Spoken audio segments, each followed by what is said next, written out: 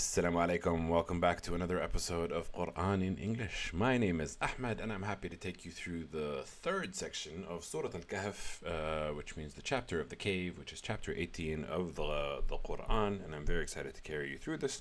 Before we begin, I must always explain I'm not an Arabic scholar, nor am I a Quranic linguist. That's not the right words. Arabic linguist and Quranic scholar. Which means I have not studied the Quran. In fact, this is my first read through of the Quran for a lot of the Quran, but not for this chapter. I've read this chapter twice before today, and with actively read it with asking questions and stuff. But I am merely undergoing a journey to see what I can understand from the Quran, and I'm starting from the Quran. I'm not looking at Hadith. So if you're looking for Hadith, then this is not the right channel for you. At least not now. Maybe in the future I will look into it. Who knows what tomorrow will bring. But I'm starting at the source. And I'm not an Arabic linguist. I've not studied the Arabic language beyond my school education system. You can say what you want about the Bahraini education system, but Arabic was not our instruction. And that's okay. I didn't mean to say that. I love Bahrain. Okay. Point being is I'm not an expert on these topics. I'm sharing my education journey with you guys. In the hopes that you might learn something, but primarily so that I can also learn something. So that's why I'm reading and I'm explaining what I understand, because that's a good way, a surefire way to get the information to stick within your head. So for me, this is my learning process, and you are joining it. So I appreciate you joining it for this time. Now, before we get into the specific verses of today, I would like to give a bit of a disclaimer. I've read obviously Surah Al-Kahf before, so I know the parable that we're about to cover. We're going to give an example, and that's an example that's going to be coming up. And when I was first reading it today, I was reviewing it today before I, get on stream. I was like, oh, it's this story, it's an example, and it's very frustrating. And then when I got to the end, I was like, actually, I kind of agree. And there's a lesson to I kind of agree. He said about the Quran as if it's something to be agreed upon. I mean, anyway, the point is, I kind of understood the moral of the story a little bit as I was reading it, and I thought I was gonna be like, oh, why are we having an example in the story? The reason why I'm bringing this up is because sometimes I felt that about studying the Quran when I first looked at it. When I was the very first time I kind of discovered it, and when I had my spiritual breakthrough, and I was like, all right, I'm going to read all the Quran quickly, and I scanned through it. So I was just reading it, but very quickly, not really looking to it. I'm trying to get as much information as I can from the Quran as quickly as possible. And all that stuck in my head was hell, punishment, suffer, do good, go to heaven, believe, go to heaven. And I was like, this is just a repetitive book. It doesn't make much sense. And it made me kind of lose the joy of learning about it. The model that I've adopted recently of taking section by section has really improved my understanding of what the Quran is talking about. Because a lot of people are saying, yeah, every time the context is different. But a lot of the words do repeat, and a lot of the phrases and a lot of the sentiments and a lot of the ideas do repeat, but in slightly different contexts given each section. So if you're looking at it section by section, you're really getting a nice and interesting story. And so there's really long-winded intros, just an explanation of saying that sometimes we can be resistant to studying the Quran because we might think that it is repetitive or not saying something new or interesting, but there's always something to be gained. And I am having fun, and I've made this intro long enough, so let's get straight into it. Before we read the Quran, we always say أعوذ بالله من الشيطان الرجيم بسم الله الرحمن الرحيم, and off we go. واضرب لهم مثل الرجلين جعلنا لأحدهما جنتين من أعناب وحففناهما بنخل وجعلنا بينهما زرعا. Okay. I actually think this is going to be kind of quick to go through, but let's just see, and let's not make any assumptions. It says, and set forth to them an example. So we're talking about a parable. Sometimes the Quran talks about this happened in the past with Moses, with Jesus, with any of the messengers. And then it says this is an example. And when it says this is an example, we understand it to be a parable. It's a lesson. There's something to be gained from this passage. The example of two men, we made for one of them 2 gardens from grapes, and we bordered them with date palms, and we placed between them a lot of crops. And here it says, give them a prophet, but again, which it is talking about the prophet because it is telling the prophet to strike the example for us. But we can also take this parable and strike it as an example to others. So it's not exclusive to the prophet. And I always have this kind of hesitation with when they add the word prophet when it's not included in the words. And then the other thing that they added is the disbelieving one. We gave one of the two men. We provided one of them, the disbeliever, because they're trying to add context for what the story is about to be, which I think it's just wrong. We should stick to what the scripture is saying, and the scripture is saying we gave one of them 2 gardens of grapes, and we bordered them with date palms, and we placed between them crops. Straightforward. كلتا الجنتين آتت أكلها ولم تظلم منه شيئا وفجرنا خلالهما نهرا. So the 2 gardens that were given to the man, each of the 2 gardens brought forth its produce, and we did not wrong from anything. We did not. وَلَمْ تَظْلُمْ مِنْهُ شَيْئًا. It did not wrong from him anything, or it did not wrong from it شيئًا, because I feel like it was him.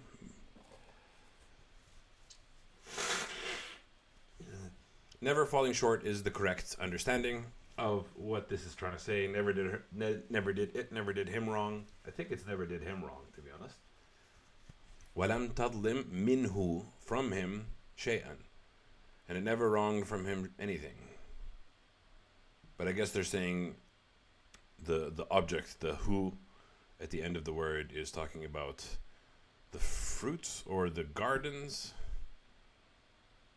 I would just imagine it's a farmer. But anyway, either way, the point is 2 gardens, prosperous, never faltered. وَفَجَّرْنَا خِلَالَهُمَا نَهْرًا. And we caused to gush within them a river. A river was caused to gush between them. So, gardens, extremely prosperous. And as we said, the river is the symbol of life and water, and it gives fertility and fertility isn't the right word.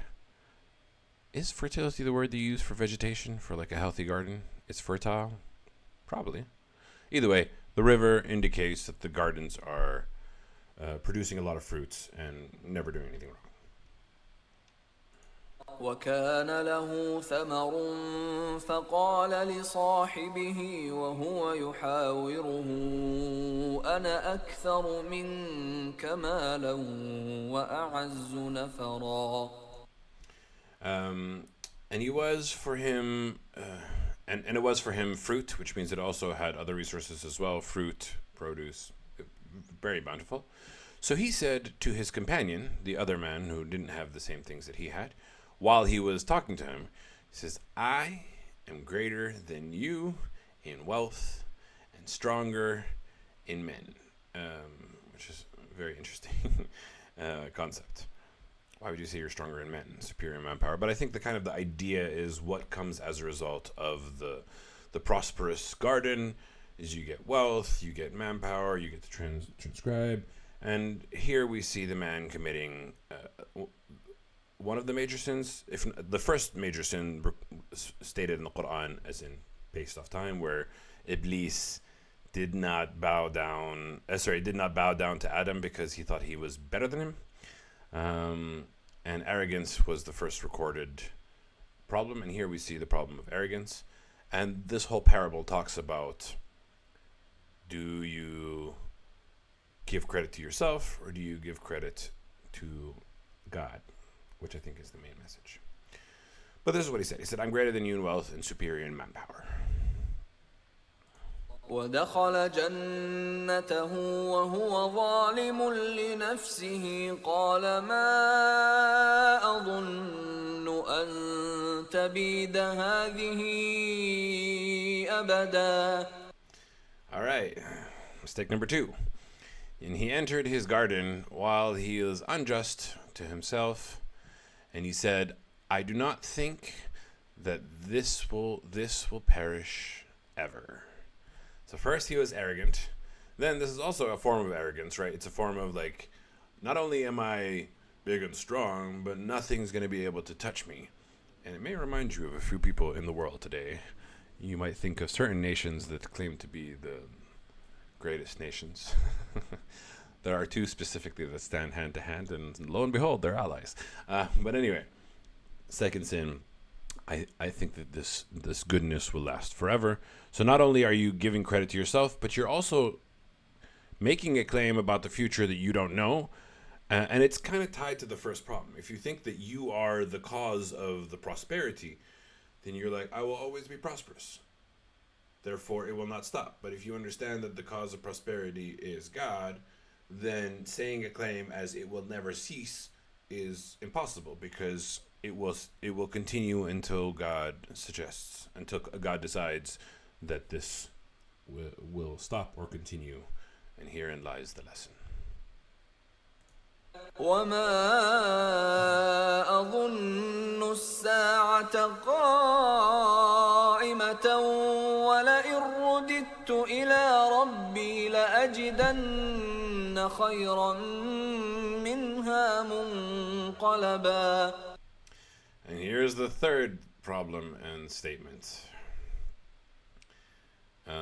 He said, and I do not think the hour will occur, and if I am brought back to my Lord, then surely I will find better than this as a return. So the third step and the highest degree of his arrogance, one is he says, I do not think that the hour will occur. So technically it's 4, because there's 2 points in this 1 point.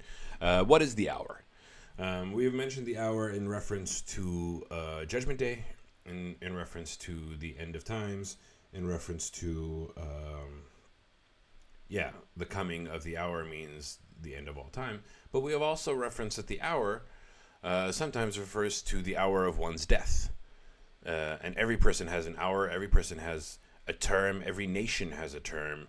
And so the hour is akin to the term that you are assigned and the term that you will end. And again, this is kind of the big parable, is that those who are arrogant think that the hour will never come. You know what?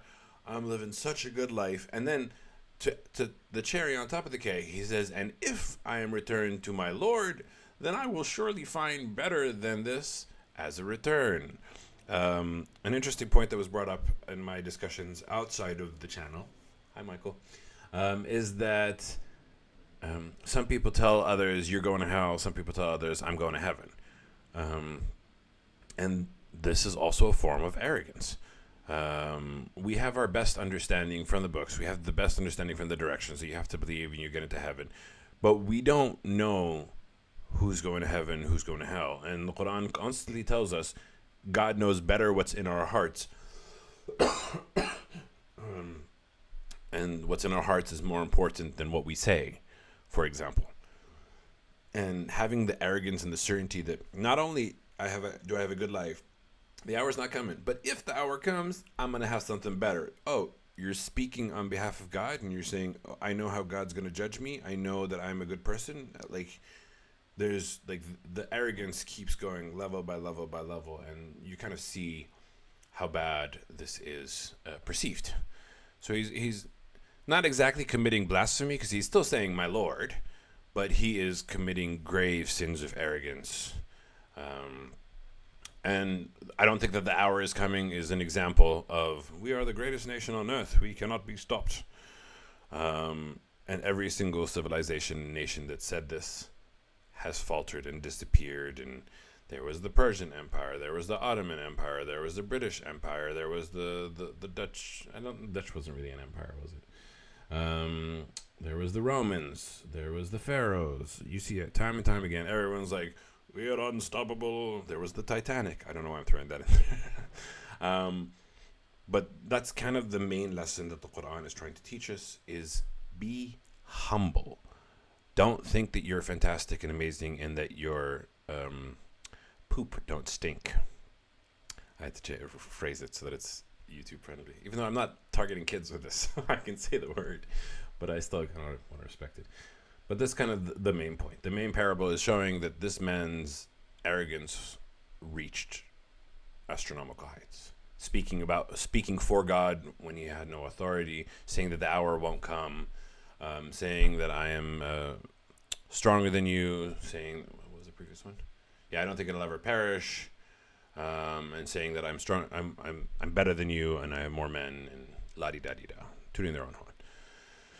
So his friend replies, قال له صاحبه وهو يحاوره أكفرت بالذي خلقك من تراب ثم من نطفة ثم سواك رجلا. You see, when I was reading it really quickly, I didn't appreciate the severity of why the companion said what he said, but because I've read it slowly now and I've explained it, it makes a lot more sense. Like, kind of, you're building up the arrogance, and you can kind of see the gravity of his situation.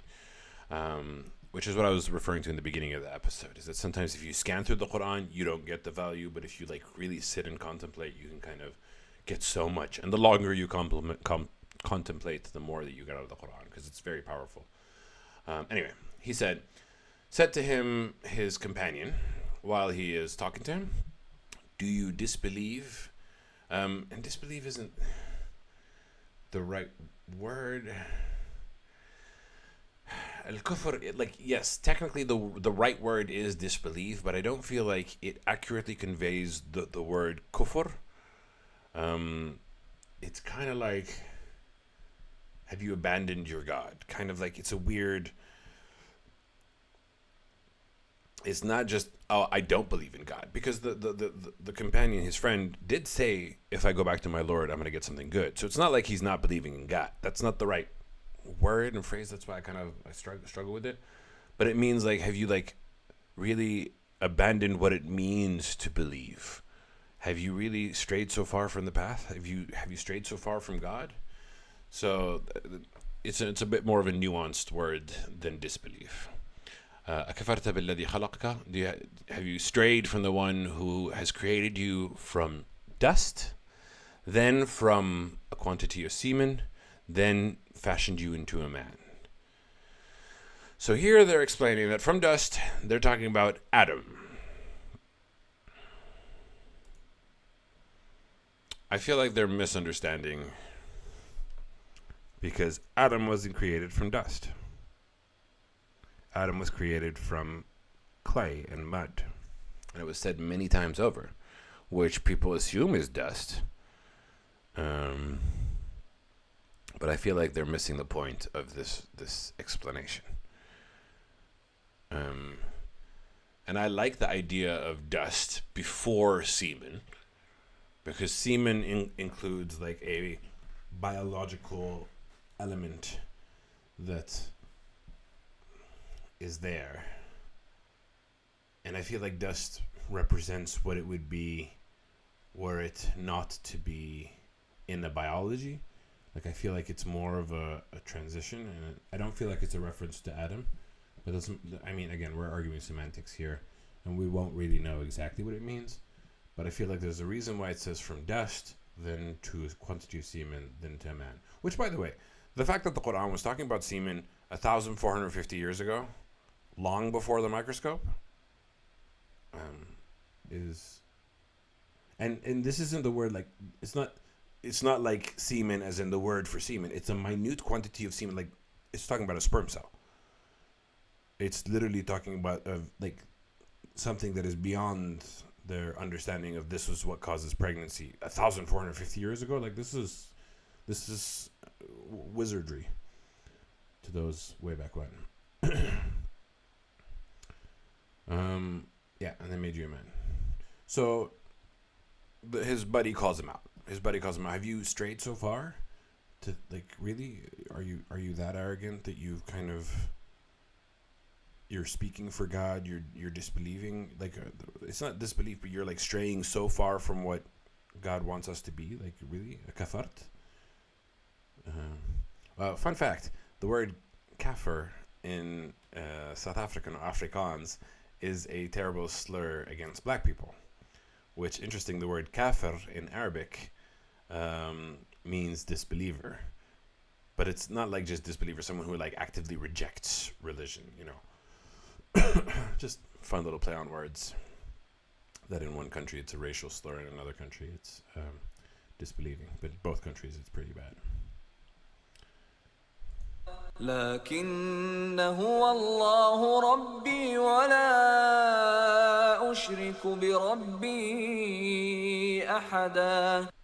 So what does he say? He continues saying, but as for me, he is God, my Lord, and I do not associate with my Lord anyone. And this is kind of an important thing because, again, the man that was arrogant was still, saying if God was to take me. But who was he associating with God? He was associating himself with God. He was putting himself at the level of, I'm responsible, it's due to me, it's thanks to me. And even that can be seen as an act of association. Which then brings in the discussion of people who believe that Jesus is God. Is that shirk? A lot of Muslim scholars will tell you that yes, they are associating Jesus with God and they are literally thinking that he is God. So it is shirk. But I'm not here to pass judgment on heaven and hell because I don't want to commit the arrogance that this man is committing and saying, I know that I'm going to heaven or that someone else is going to hell. We can't speak for God on that level. But it does talk about even being that arrogant is a form of association with God. And it doesn't have to be for Jesus. It can also be for yourself. If you think of yourself as being the end-all, be-all, then that is a form of association with God. Yeah. Which is one of the major sins of Islam.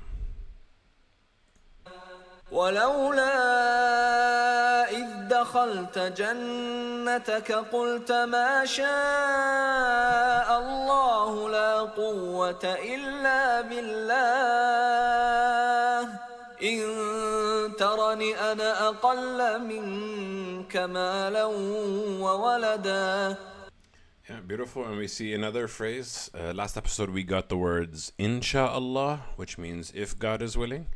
And here we see a different phrase, which is very important. It says, and if you had only, when you entered your garden, said, MashaAllah, what God wills, La quwwata illa billah, there is no power except with God.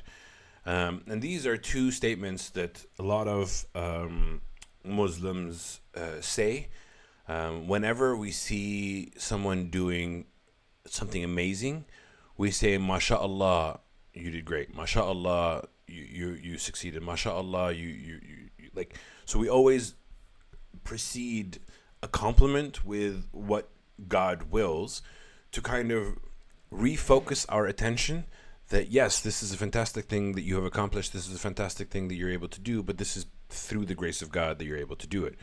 And it's always kind of a humble attitude. And La quwwata illa billah, also just as powerful, but MashaAllah is amazing. La quwwata illa billah, which means there's no power except for God. But MashaAllah is a very powerful thing. And you'll find this funny thing in the Arab world. If you give somebody a compliment, you're like, wow, your car is so nice. They'll like slap you and say MashaAllah, say MashaAllah, say MashaAllah. Give the thanks to God. Don't let it be arrogant, which is a very fun, cute little interaction that happens. So we had Insha'Allah in the last episode and MashaAllah. MashaAllah is the appropriate response whenever you want to say something, give someone a compliment. MashaAllah. Even if you're talking about their beauty, even if you're talking about their attraction, their voice, their whatever, MashaAllah, you have a great voice. MashaAllah, your eyes are beautiful. MashaAllah, you're such a good friend. Yeah, and it's kind of reminding us to be humble at all times. So the friend says, if you had entered your garden and said, MashaAllah or La quwwata illa billah, if only you had entered your garden saying, MashaAllah, La quwwata illa billah. And then he says, so here they said, even, it doesn't say the word, if you see me lesser than you in wealth and children. And here we kind of see another kind of lesson that is built in within these verses. even if you see somebody else struggling, and you see them worse than you, the lesson here is don't rub it in, because you don't know if the arrogance that you're committing, you don't know if the fruits that you have are worse than the person's faith. And we're going to see that comparison in a little bit. So if you see somebody worse than you and you still want to, be proud of what you have, then say, mashallah, I have done all these things. Mashallah, I have all these things. To kind of also not say to the other person, yeah, you suck. You don't have children. You don't have money. You don't have whatever. And it also teaches us about what to value. And we'll see this in a bit more explicit detail in I think a couple of verse or two.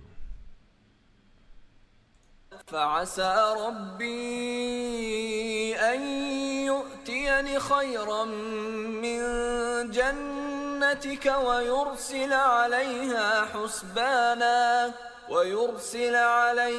حسبانا من السماء فتصبح صعيدا زلقا.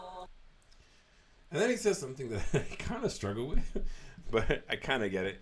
He says, perhaps my Lord will give me something better than your garden, and will send upon your garden, a calamity from the sky.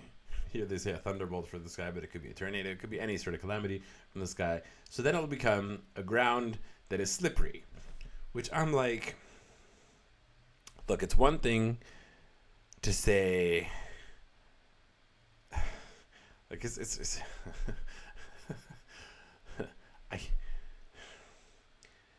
for me, this isn't arrogance, because he is saying perhaps, and the main message of it is you like he's saying you never know when your blessings will be over, and that's the main parable of the story.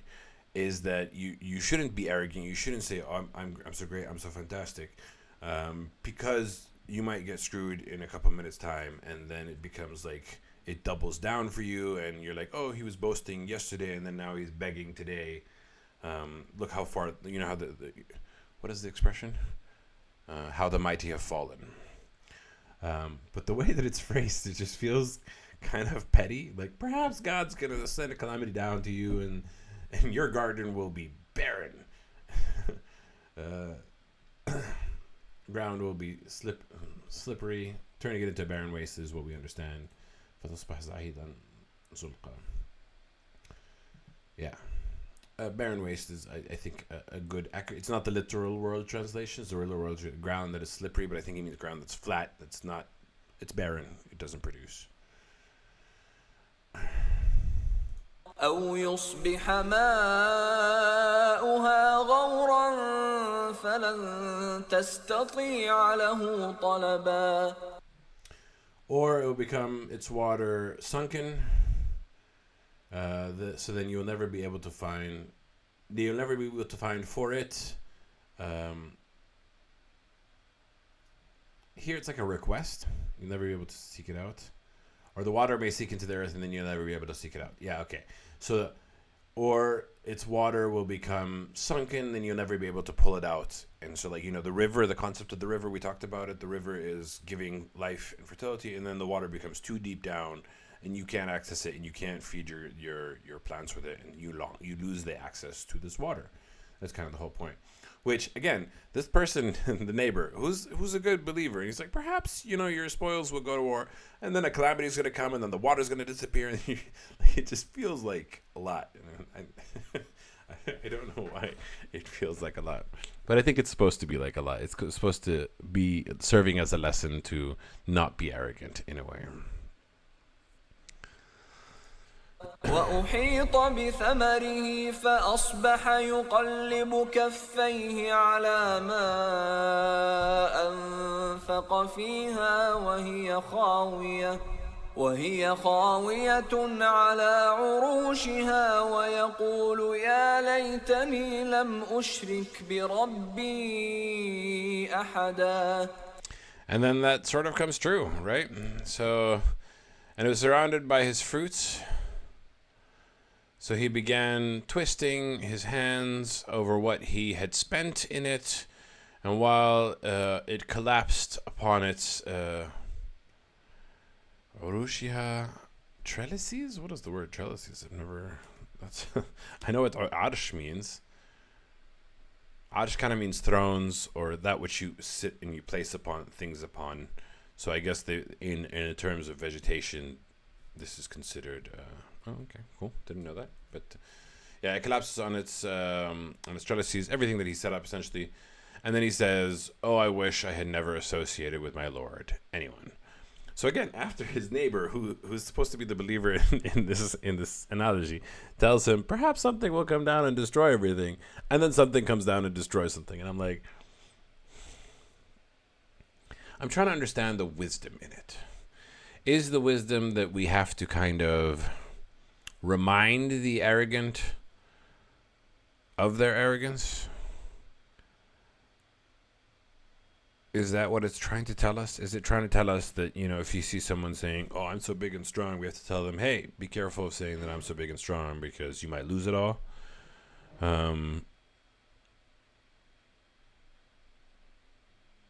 Which I thought was mean, but in a way, it is actually good advice, right? I thought he was being petty because I also know what happens. I know that he ends up losing his garden. So I was like, why are you telling this person that he's about to lose his garden? And then he loses his garden, like, ha ha ha, I told you. But I don't think the point of it is ha ha ha, I told you. The point of it is to communicate to those that are arrogant. Tell them, you're being arrogant and you never know when when the water dries out.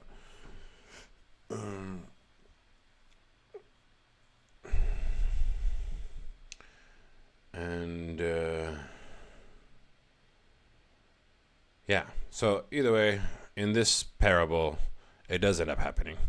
And he ends up, his fruits are surrounded, totally ruined, has twisting his hand over what he spent, and it collapsed. Trellises, I think, is a very technical term. I think it kind of feels like its foundation, its structure, its setup, everything that he built kind of collapses, is the idea. And he says, I wish I'd never associated with my Lord anyone. And again, what is the association with God? It's the arrogance. It's the claiming yourself to be the cause of all things. ولم تكن له فئة ينصرونه من دون الله وما كان منتصرا. And then it continues the parable. It says, and it was not for him any group that can help him out without other than God. Only God can help you to get out of calamity. Let's just use that as a parable. And he was not supported. He was not. Here it says he couldn't even help himself. He just wasn't supported. He wasn't helped ever, which means that God chose not to. And that's the parable. And the parable is, don't be arrogant, because if you lose everything, and once you lose everything, it becomes obvious that you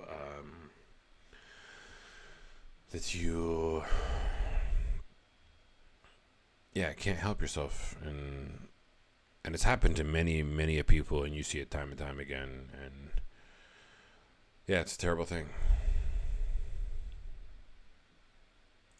هنالك الولاية لله الحق هو خير ثوابا وخير عقبا. And therein lies the parable. There is the protection from God that is true, that is just, that is fair. Protection comes from God. He is best in reward. What he gives us is good in reward. And he is best in the final end. And he is best in the final outcome. And this kind of ties back into anyone that tells anybody else, you're going to hell, I'm going to heaven. You're being arrogant, and you're associating yourself with God, because God is the one that chooses the final end, and God knows more than we do.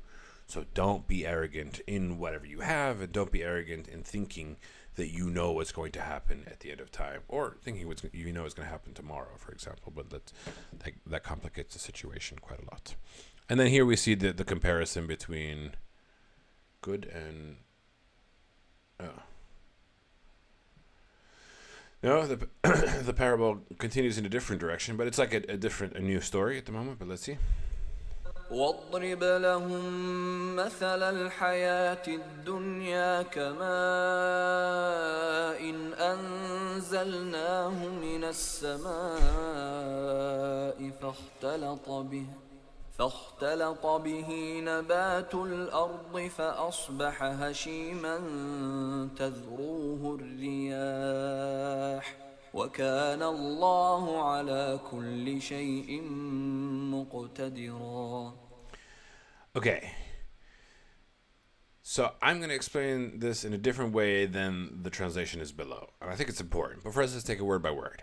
It says, and present to them an example, parable, one fun little word, of the life, the worldly life, as like water that we have sent down from the sky, so that it mingles with it the vegetation in the earth, then it becomes dry and scattered in the wind. And God was over everything capable. So here they said, and then they soon turn into chaff scattered by the wind, and God is fully capable of doing all things. Oh, hi, Vigilanta, welcome back. I saw you yesterday on the channel. Nice to see you. Hello, hi. So for me, what I understand from this specific example is very interesting. It's saying this worldly life is as if you're getting watered down and you're getting things that you love and you're getting things that you enjoy and you're getting things that you think are fantastic and good and make you feel good. And then in the end, it doesn't really matter. Like, there's a nihilism perspective to all of this, that in the sense that at the end of it all, we all die. And no matter how great we are, we all kind of disappear, except for a few people in history. But even then, yeah, like the idea of this worldly life is like you're constantly getting water into your garden, and then somehow at the end, it is dry stalks and scattered in the wind. I don't think that I don't know why they added the word soon. So I thought I was going to disagree with this because I misread the English translation. And God is capable of doing all things, which kind of the idea here is that you think that it's being healthy and growing, but in the end, it's not all that. And the whole purpose of these stories that we're sharing is to talk about what is everlasting and what is temporary, and we see it in the next verse. المال والبنون زينة الحياة الدنيا والباقيات الصالحات خير عند ربك ثوابا وخير أملا. Beautiful. I actually didn't see this. This refers to the good deeds that will benefit the hereafter, such as prayers and praise. Subhanallah, Alhamdulillah, La ilaha illallah, and Allahu Akbar. Okay, sure, but none of those are mentioned here, so I don't anyway, what does it say? It says, the wealth and the children are an adornment of the life, of the worldly life. And we all want wealth, and we all want children, offspring, and more numbers, and more for our people, and more for our countries, and more for ourselves, and yada, yada, yada, chest jump. And all of this is decoration, is adornment, is part of the illusion that life is everlasting. But what's most important is al-baqiyat, which is the enduring as-salihat, the enduring good deeds. It's not the good deeds. Al-baqiyat as-salihat. Okay, so I see why they've said subhanallah, Allahu Akbar. Salihat just means those which are good. Which it can be good deeds. I'm not taking it away from. I'm not saying it's not good deeds, but I'm saying it's more than good deeds. Al-baqiyat means that which endures, that which persists.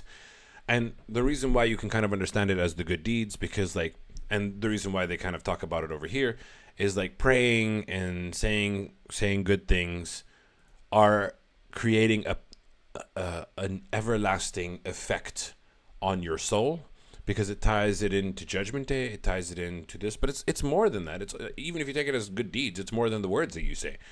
Like being humble, like helping out the poor, the needy, being charitable, being kind. All these things give you a reward that is everlasting, that is so much more than what appears to be wealth, so much more than children, so much more than all the things that we think are good, but they're really just something distracting. And therein lies the whole parable of the two lessons of, like, just because you have things at your disposal and just because you think that you're big and strong doesn't mean that you've got your focus on the right thing. And the focus on the right thing is to do good and focus on the everlasting life and to be humble and not be tricked by the illusion that is the world. The words "it's not real" comes to mind quite often, because what is real in the end of the day? It's the same as the concept of the Matrix, right? Just because what you see around you is real doesn't mean that there isn't some form of higher judgment, some higher process, some higher power. And I love the movie The Matrix, so we have to throw it in every couple of episodes. Otherwise, it wouldn't be me. And the enduring good deeds are better and near your Lord and a reward for, and are better something to hope for. And in the previous example, we were given the example of two men, one that cherished the things that he had and one that cherished God, even though he told his neighbor that maybe your stuff will disappear. But the point is, we don't know who's better. We have to seek God's approval. We have to do good deeds. The good deeds will have their payment and their reward in the long run. And that is why we should do them. But I also have an earthly perspective on that, right? My earthly life is better when I do the good deeds as well. Like when I give back to charity, when I am humble, when I am kind, when I am merciful. They'll give me a good afterlife, but they'll also give me a good life. But that's just because my conscience works that way. A lot of people's conscience, maybe not necessarily the same way. So you kind of tell them, hey, focus on, instead of the earthly desires, focus on not eternal salvation, but eternal goodness, and focus on what's really the point of why are we here on this earth. To do what? What is the test? What is the reason for being? ويوم نسير الجبال وترى الأرض بارزة وحشرناهم فلم نغادر منهم أحدا.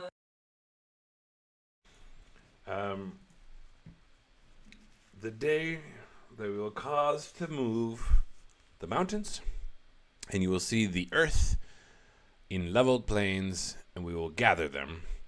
We will never leave behind from them anyone. Nobody will be left behind, which it's a funny topic because yesterday to today, people were thinking the rapture was going to happen, and the rapture is a wild story if you want to go Google it. But this is not talking about Judgment Day, and that mountains will move and the earth will be flattened, which is interesting that it's saying the mountains will move, considering that the earth will be flattened, because if the earth is flattened, then won't there be not mountains? But I feel like there's something to this that we're going to learn a bit later. It also, in another verse, talks about the mountains being flattened as well, or turning to dust, which is kind of interesting. And that everybody will be gathered, and nobody will be left behind. Every single person will be judged, based off of their own actions, nothing else. Your actions, your deeds will bring you to judgment. وعرضوا على ربك صفا لقد جئتمونا كما خلقناكم أول مرة بل زعمتم أن لن نجعل لكم موعدا. It says, and they will be presented to your Lord in rows, which I'm very curious about this word rows, because there is a chapter of the Quran called As-Saffat. And some people talk about that, the rows being the rows of angels, but we will leave this discussion of rows until we get to that chapter. Let's not get ahead of ourselves. But you will be presented to God in rows. Certainly you will come to us as we created you the first time. And I struggled with this idea, and I'm like, what does it mean? And I think simply it means now we are in our first creation, and then we will be brought back as if in our first creation on Judgment Day. So And this is also something that is brought up in the Quran time and time again, that the disbelievers will go, oh, so if we die and we're turned to bone and dust, are we going to be brought back the way that we are? I don't know why they're a Southern American when I say that. I love my Southern Americans. I'm not trying to take it away from. I actually just love that accent. But yes, the answer is yes. After you're turned to bone and dust, you will be brought back as you are this first time. And then it says, or did you claim that we will not make for you an appointment? Although you claimed, yeah, you kind of say nay. Nay is the right word. Nay, you claimed that we will never make for you this appointment. So it's saying you will come back as you've returned the first time. And then we get into the record. ووضع الكتاب فترى المجرمين مشفقين مما فيه ويقولون يا ويلتنا ما لهذا الكتاب لا يغادر صغيرة ولا كبيرة إلا أحصاها ووجدوا ما عملوا حاضرا ولا يظلم ربك أحدا. And this kind of terrified me a little bit because I've done things that are wrong in my life. Anyway, and we replaced the book. Now, what is the book? We have mentioned this in the Quran, in the channel several times. The book is your book of deeds. Every single person that will be brought back will get a record of their entire lives that they will read, and they will go over every moment of their lives. I feel like until the point of, from the point of adulthood, but that's just a theory guess that I'm saying. The Quran has not said that, because it does say everything is being said, and also it says everything that's being said here. But I feel like, I don't know, would we want to look at our childhoods? Does it make sense? Either way, doesn't matter. Let's focus on what the verse is saying. The book will be presented. The book is the record of our entire lives. And then you will see the criminals fearful and going beating themselves up about what is in it. They're like, oh, crap. And they will say, oh, God, woe to us. What is in this book does not leave any small detail or no great detail, except it has enumerated. The book has every single detail of your life within it. And I wonder what type of read that will be, how fast we'll read it, how long we'll read it, how long it'll feel. Will it feel like, I don't know. I feel like it'll skip the mundane stuff, but it will talk about any deed that was a choice. I think that's what it's going to cover, based off of my understanding. There's no point like, oh, you brushed your teeth. Like, but the point is, every detail, no matter how big, no matter how small, will be in the book, which is why I personally go, oh, crap. Because I've done some things that aren't so great in my life. We've all done mistakes. We've all had moments where we were selfish. We've all had moments when we were arrogant. We've all had moments when we were, I want to say fearful instead of faithful. That's not to say to be afraid is a sin in any way, shape, or form. I'm not saying that. But I'm just saying we've all faltered. And I don't want to have to read the record of when I done made mistakes. I don't want to see it. I don't want to hear it. The good news is other parts of the Quran say that good deeds override bad deeds. So I'm hoping by the time I get to my judgment, I would have done enough good deeds to overcome it. It's the point where you did bad deeds, but you overcame and you kind of really pulled it together. And I hope that this is kind. But I worry about what I'm going to read. I don't want to have to. All right, let's see. Anyway. And they will find what they did presented to them. And God will not be unjust to anyone. And your God, your Lord, will never be unjust to anyone. Everyone will be given fairly. And the last verse for today is a verse that we have covered time and time again, but with a small twist this time. And it brings the wonderful discussion that we've been breaking out and we've been wondering throughout the whole book, and that people have been wondering since the Quran has been revealed for a long time. So this is one of the mysteries of the Quran, I believe. Some people believe that they know the answer, but I say that those people are arrogant. But anyway, let's carry on. وإذ قلنا للملائكة اسجدوا لآدم فسجدوا إلا إبليس كان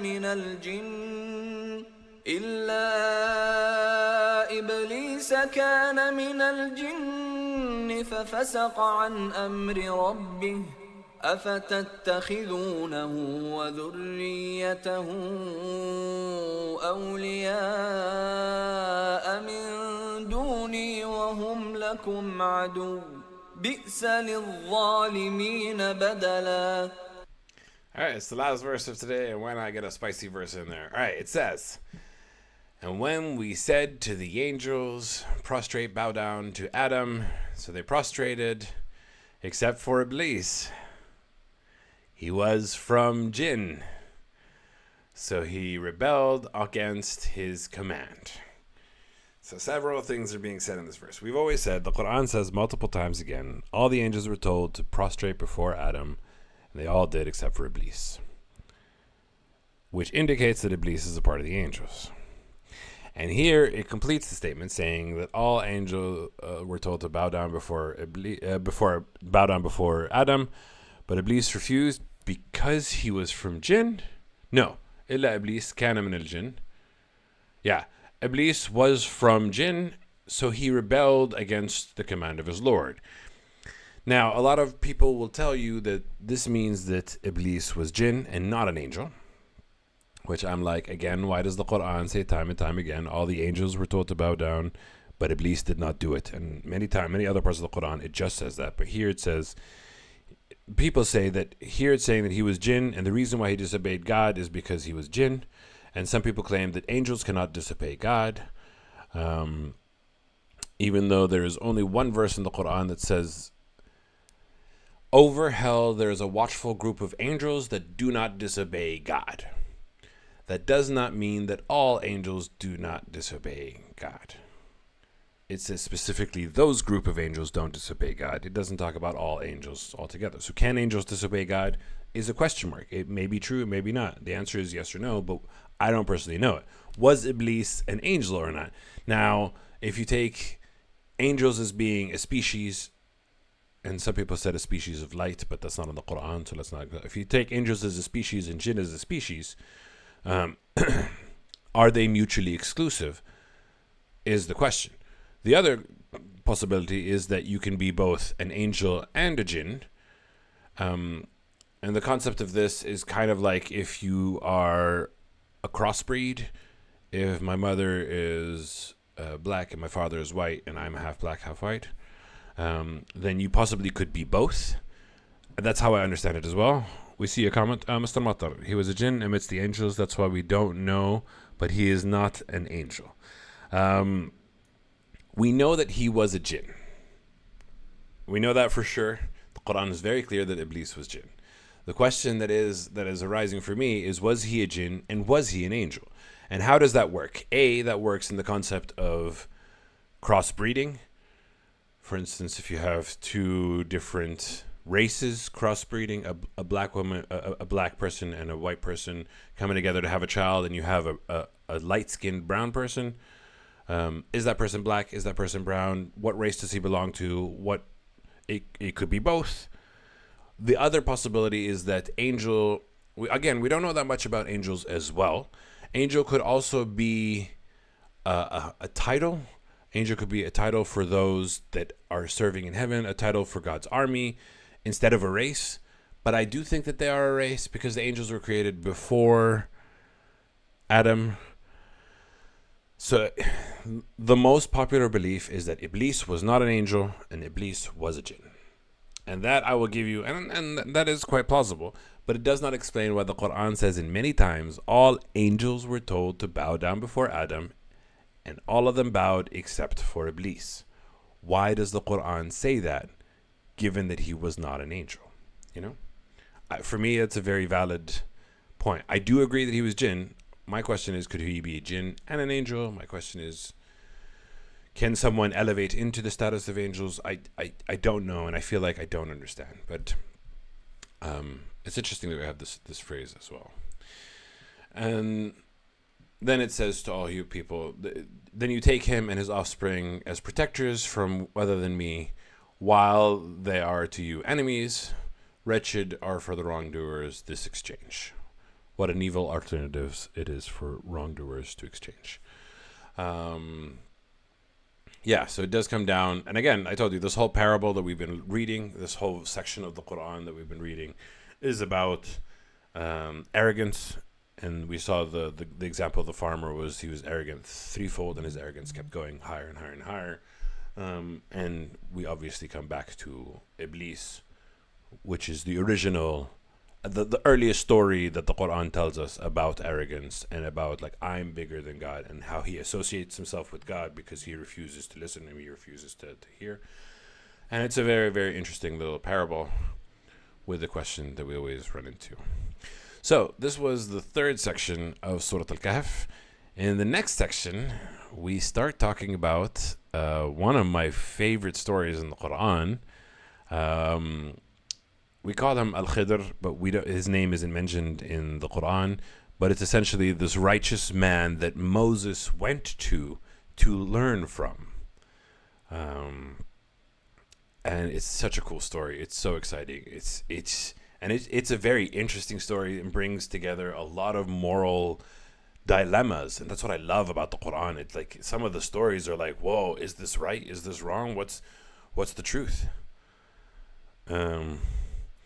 There's a comment from Mr. Matar. They are totally different species, dude. Even the animals who all have blood can't just have a baby across species. Okay.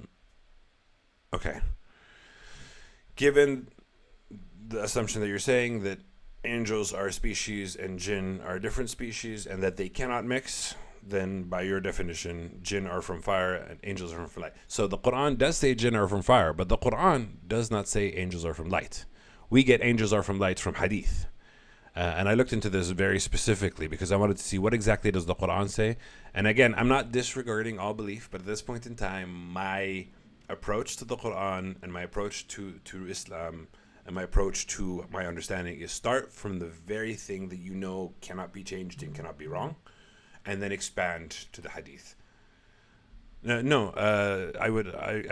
looked it up. If you can find, Mr. Matar, the phrase that says angels are from light, feel free to look it up in the Quran. I don't think it's in there. And I looked it with Captain Ahmad, if you remember that he was on the class. So if you have a reference but that they are different, then please let me know. But I still have questions of can cross species, can there be cross species? And there's been also there's a lot of philosophy and mythology about, for instance, the Nephilim that were at the time of, some people say that before the time of Noah there was a different species of kind of like pseudo-humans.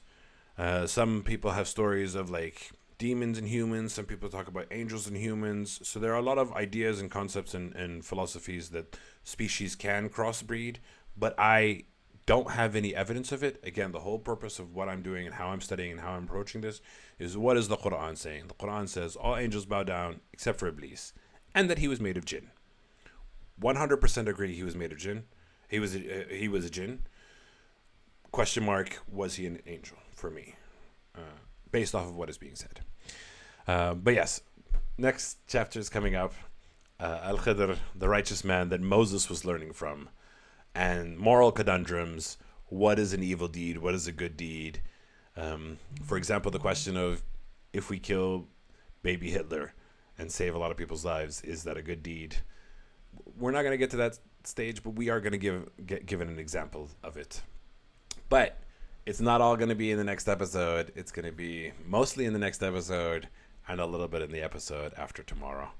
But yeah, I think we have 3 more episodes. 50 to 70, 70 to 90. Oh, so okay. Actually, that makes a good point. Maybe I do. No, I can't do 40 verses in one day. So I think I'll just take an extra day on the weekend. I'll see. Because also on Friday, I'm going to do a Quran episode with Safa. We'll figure it out. We'll figure out the schedule. You'll see the schedule as it comes out. You know me. I follow the flow. and hopefully it'll all be good. As usual, we always end Quran with Sadaq Allahu al-Ali al-Azim. Trusted is the word of God. I appreciate you. I love you. Thank you for watching. Thank you for tuning in. And we'll catch you guys in tomorrow's episode. مع السلامة.